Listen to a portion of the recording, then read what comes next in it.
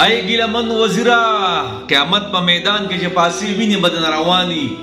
او د شهادت یو مرتبه د ځان سره یوړه او د الله په عدالت کې بل ته حساب کتاب کې ته به داسې ځمکه باندې دنیا نه لاړې چې دلته ګوره د تپوس کوونکي څوک نشته یقین په الله وکړه بس دی کم چې داسې د قوم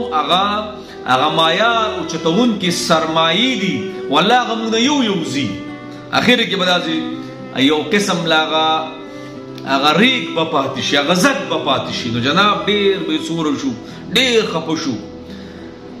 ګیلمن وزیر یو داسې نوم او یو داسې منډې تړلې وړ نوجوان یو شخصیت چې د قوم خدمت پې کو خاص کر د پښتنو په منډه تړله کې به ډېرې منډې والې د پښتنو په درد به دردېدلی دی د پښتنو په غم لبیک ویلې هر ځای کې را پاسېدلی دی نن جناب په داسې حالاتو کې لاړی که نه چې بس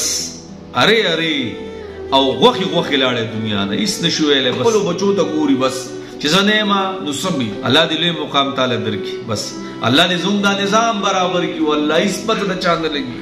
چې څوک د باندې راله او چا کم سیټ ته ویوړي بس خبره ختمه بیا یو څو ورځې به خبرې اتري او بس بیا به خبره بنده شي الله دې زموږ د قوم باندې رحم وکړي زموږ د پاکستان دی الله رحم وکړي چې دا څه روان دي کم خوا روان دي قسم دی د انسانیت د وینې اړو قدر نشته زموږ په دې وطنونو کې د سره قدر نشته انسان خو ډېر مبارک دا دنیا دا کائنات خو الله دې انسان دپاره پیدا کړی د دې وینې دپاره پیدا کړی او نن د دې انسان وینه داسې بهیږي او داسې روان دی او پته یې نه لګي یقین وکړه لکه څنګه چې دا ګډې بزي